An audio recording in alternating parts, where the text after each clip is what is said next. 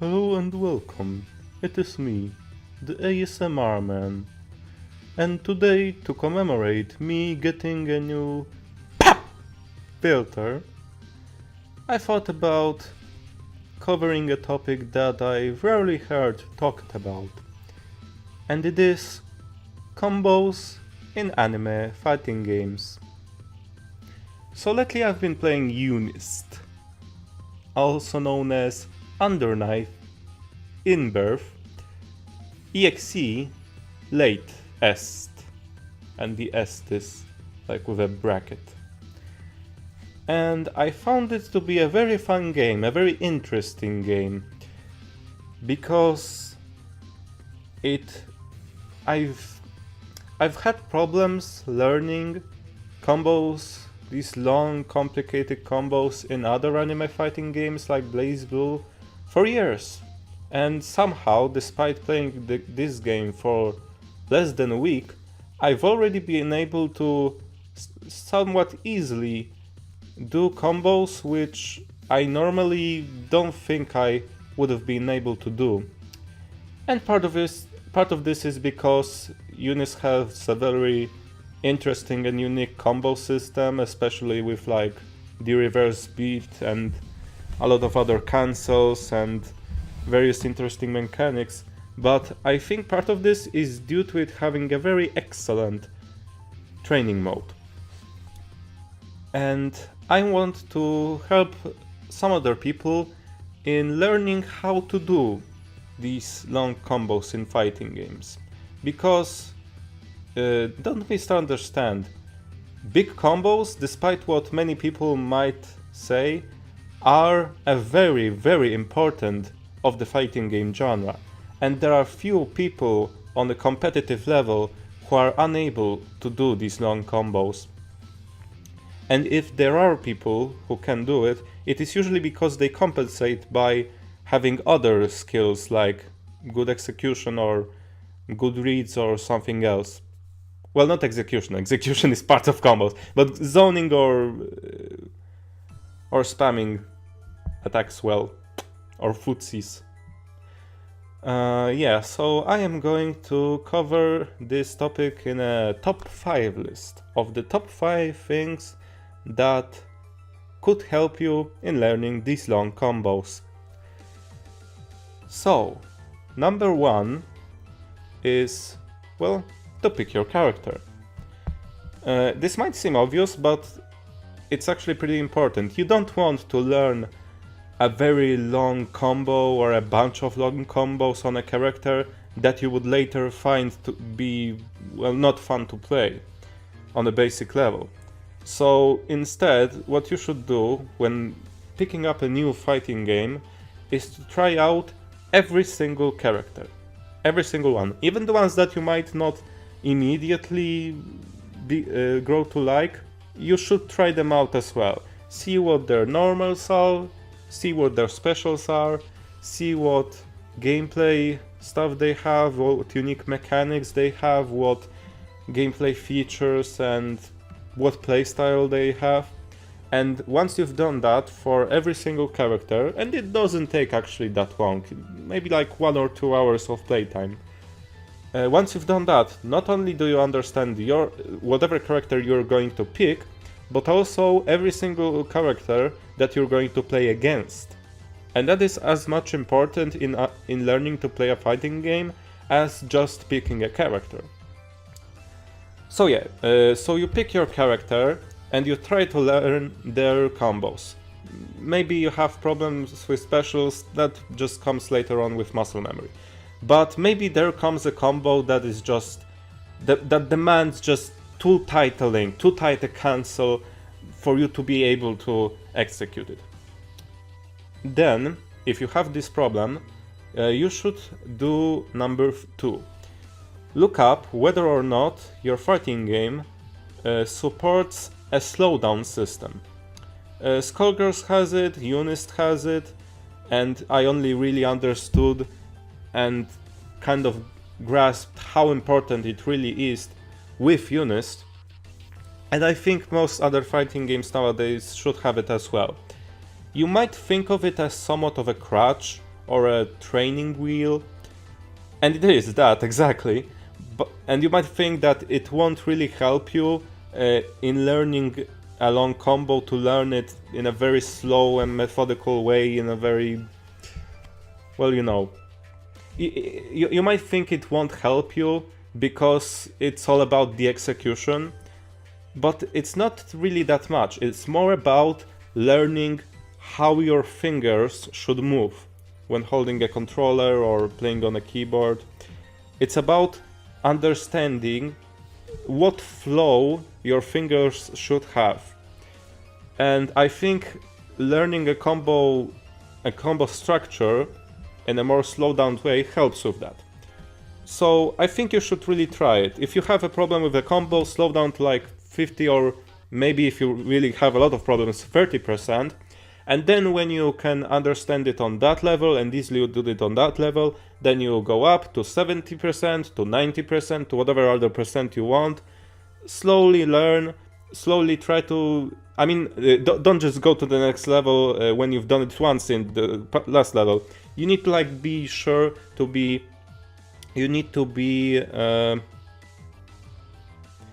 sure that you understand it somehow. That just going to the next level won't feel like a big jump. And you'll slowly learn to and understand it. And you sometimes also need to sleep with it. Like, maybe on a certain day you're trying combo and trying and it's not really feeling that much. And then the next day it just becomes muscle memory. That happened to me as well. It's a very weird feeling, but also a very rewarding feeling. Another thing, that's 3. So we're at number 3 one. Now. What else would I want to... Compartmentalization. I cannot understand this word. It's about breaking down a combo into a few smaller chunks. Let me look it up. Compartmentalize. No, wait, no, that's the wrong version. Compartmentalize. Wait, compartmentalize. Compartmentalize. I am an English major. I know this word and I just cannot spell it. Compartmentalize. Actually, yeah, look at this word. Compartmentalize. So you break down the word and it makes sense when you look at each part individually. And yeah, I couldn't understand this word or learn this or remember this word because it was so long. And now that I look at it, compartmentalize. No, compartmentalize. Like analyze. So it's a part, and the mentalize. It's easier to understand when you break down into smaller chunks. It's actually fun. I didn't... You see, we're learning something new here. I'm learning something new as well. So yeah, that's part 3. Breaking down a combo into its smaller 4-hit or 5-hit or whatever hit parts.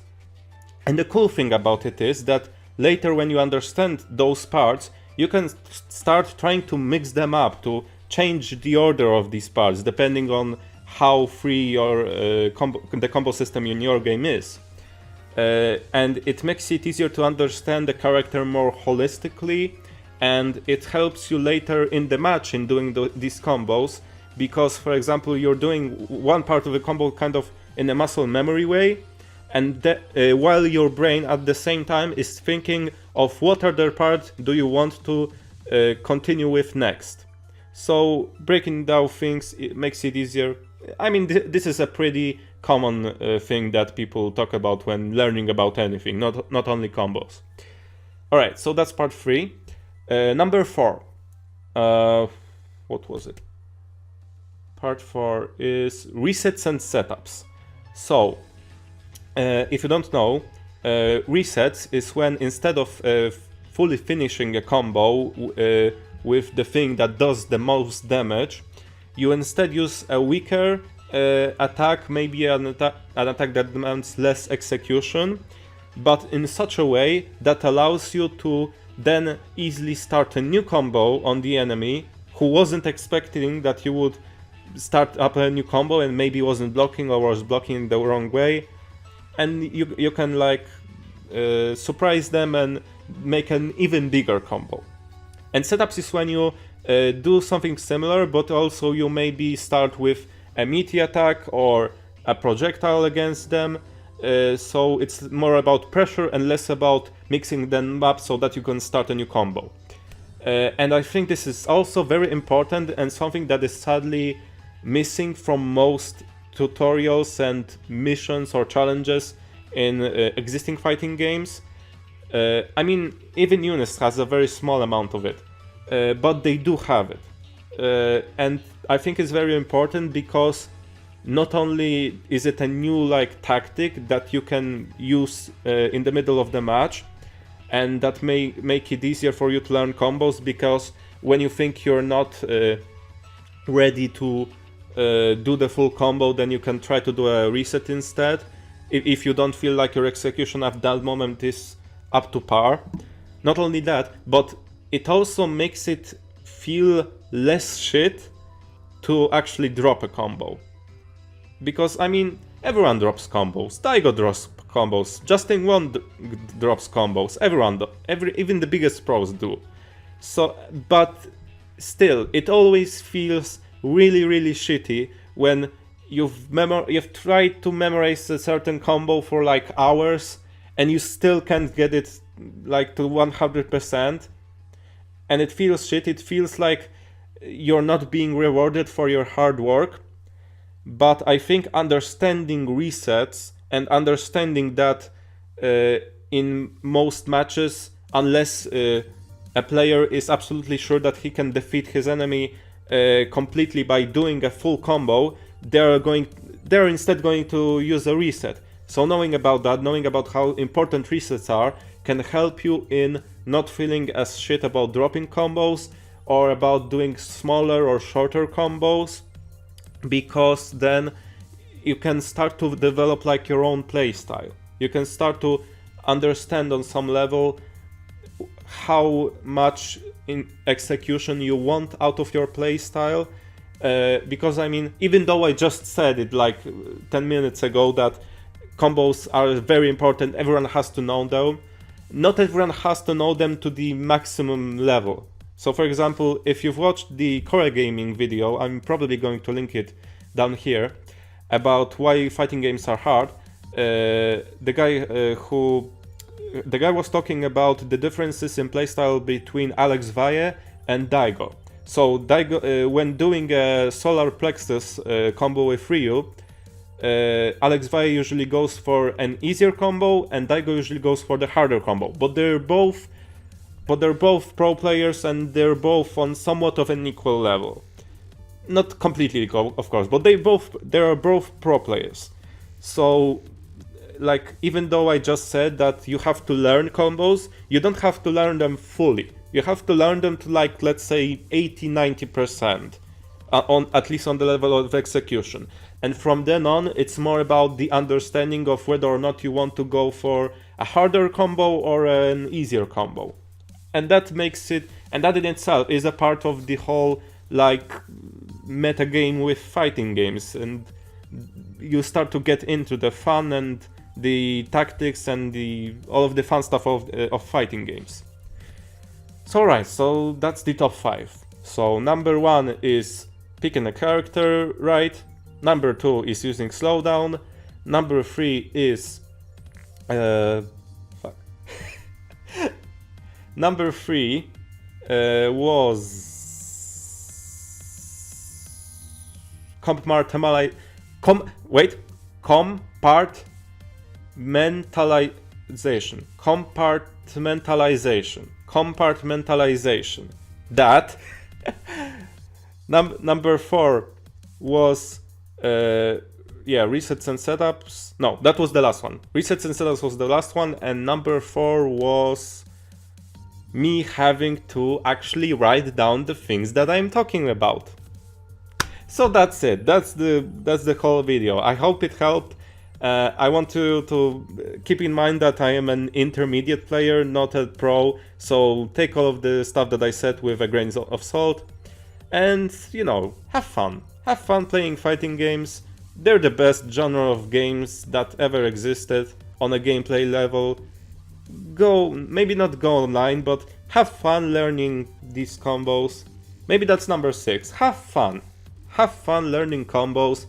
When you feel like you've beaten a challenge, I want you to really feel it, because it's one of the biggest things that you can actually do in a fighting game. And if you can do it, you're better already than like most of the other players. So I want you to feel a level of accomplishment from the simple task of completing challenges. So yeah, have fun. Bye.